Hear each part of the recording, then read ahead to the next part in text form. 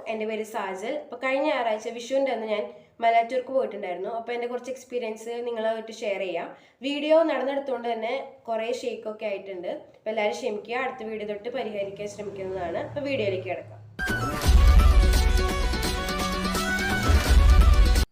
ഞങ്ങൾ വീടൊക്കെ പൂട്ടി മലയാറ്റൂർക്ക് ഇറങ്ങിയേക്കുവാണ്. ഈ കാണുന്ന റോഡിൻ്റെ റൈറ്റ് സൈഡ് എറണാകുളം ജില്ലയും ലെഫ്റ്റ് സൈഡ് തൃശ്ശൂർ ജില്ലയാണ്. ഞങ്ങളുടെ വീട്ടിൽ നിന്ന് ഇറങ്ങുമ്പോൾ തന്നെ റോഡാണ്.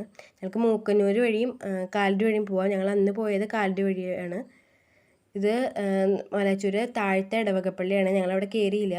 ഞങ്ങൾ നേരിട്ട് തടാകത്തിൻ്റെ അവിടേക്ക് പോകുമായിരുന്നു. തടാകത്തിൻ്റെ അവിടെ ചെന്ന് കഴിഞ്ഞപ്പോഴാണ് ഒരു പാർക്ക്, ചെറിയ കുട്ടികൾക്കൊക്കെ കളിക്കാൻ പറ്റിയ ഒരു പാർക്ക് കണ്ടത്. പിന്നെ അവിടെയൊക്കെ പോയി പിന്നെയും നേരെ തടാകത്തിൻ്റെ അടുത്തേക്ക് തിരിച്ചു വന്നു. ചായ കുടിക്കാണ്ട് പോയി. അപ്പോൾ ചായ കുടിക്കാമെന്ന് വെച്ചാൽ അവിടെ ഒരു ചായക്കട ഉണ്ടായിരുന്നു. അപ്പോൾ ആ ചായക്കടയിൽ കുറേ ബജികളുണ്ട്, മുളക് ബജിയൊക്കെ ഉണ്ടായിരുന്നു.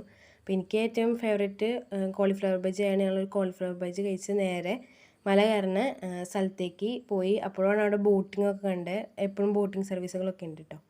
ഞങ്ങൾ എട്ടാമടം ഒക്കെ ആയിട്ടാണ് പോയത്. എന്നാലും കടകളൊന്നും അവിടെ പോയിട്ടുണ്ടായില്ല. അവിടെ ഒരു പള്ളിവക സ്റ്റാൾ ഉണ്ടായിരുന്നു. അവിടെ നിന്ന് ഒരു ഐസ്ക്രീമൊക്കെ കഴിച്ച് ഞങ്ങൾ മല കയറാനായിട്ട് സ്റ്റാർട്ട് ചെയ്തു.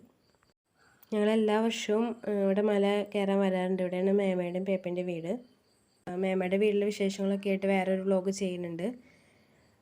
ഒന്നാം സ്ഥലത്ത് എത്താനാണ് ഏറ്റവും പാട്. അത് കഴിഞ്ഞ് പിന്നെ എല്ലാം അടുപ്പിച്ചടുപ്പിച്ചാണ്. എല്ലാവരും പോയിട്ടുള്ള സ്ഥലം തന്നെയായിരിക്കും.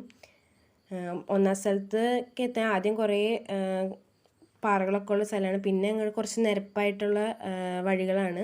അപ്പോൾ അവിടെ നടക്കാൻ വലിയ ബുദ്ധിമുട്ടുകളില്ല. പിന്നെ അതിൻ്റെ രണ്ട് സൈഡും കാടാണ്. നമ്മൾ നടക്കണ സ്ഥലം മാത്രമാണ് കാടല്ലാണ്ട് ഫുൾ വെട്ടൊക്കെ ഉള്ളൂ. അല്ലാത്ത രണ്ട് സൈഡും കാടാണ്. അപ്പുറത്തെ സൈഡ് ഇതുപോലെ തന്നെ കാടാണ്. പിന്നെ കുറച്ചും കൂടെ വീണ്ടും നിരപ്പായിട്ടുള്ള സ്ഥലമാണ്.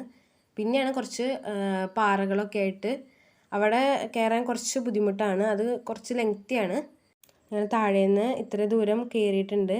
ഒന്നാം സ്ഥലം എത്താറായിട്ടുണ്ട് ഓൾമോസ്റ്റ്. അപ്പോൾ ഒന്നാം സ്ഥലത്ത് കയറി അവിടെ തിരിയൊക്കെ കത്തിച്ച് പ്രാർത്ഥിച്ച് മല കയറിയിട്ട് ഞങ്ങൾ തിരിച്ച് വരാണ്.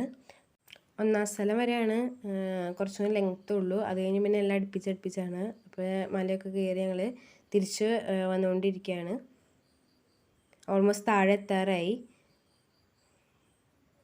താഴെ നേർച്ചയൊക്കെ ഇടുന്ന ഒരു സ്ഥലമാണിത്. അവിടെ നിന്ന് നേർച്ചയൊക്കെ ഇട്ട് അവിടെയും പ്രാർത്ഥിച്ച് അവിടെ ഗ്രോട്ട് ഉണ്ടായിരുന്നു. അതൊക്കെ കണ്ട് പിന്നെ ഞങ്ങൾ ഓൾറെഡി നല്ലോണം ക്ഷീണിച്ചിട്ടുണ്ടായിരുന്നു. അപ്പോൾ അവിടുത്തെ ലൈറ്റ് അറേഞ്ച്മെൻറ്റൊക്കെ കണ്ട് അവിടെ വിശ്രമിക്കാനുള്ള സ്ഥലത്ത് വിശ്രമിച്ചു. അപ്പോൾ നമ്മൾ അങ്ങോട്ട് പോയപ്പോൾ കണ്ട കടകളിലൊക്കെ ഇപ്പോൾ ലൈറ്റൊക്കെ ഇട്ട് ഇപ്പോൾ കൂടുതൽ ഭംഗിയായിട്ടുണ്ട്. ഇപ്പോൾ ഒരു പെരുന്നാൾ വൈബ് ശരിക്കും ഞങ്ങൾ എട്ടാമടത്തിൻ്റെ അന്നാണ് പോയത്. അപ്പോൾ പെരുന്നാൾ വൈബ് ഉണ്ട്.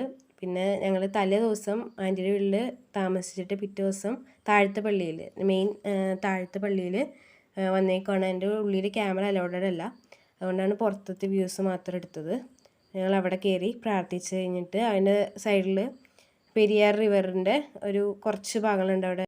അപ്പോൾ കുറച്ച് നേരം നദിയുടെ സൈഡിലൊക്കെ പോയി ഇരുന്ന് ഞങ്ങൾ നേരെ തിരിച്ച് വീട്ടിലേക്ക് പോന്നു. അപ്പോൾ വ്ളോഗ് ഇഷ്ടപ്പെട്ടെങ്കിൽ ലൈക്ക്, ഷെയർ ആൻഡ് സബ്സ്ക്രൈബ്.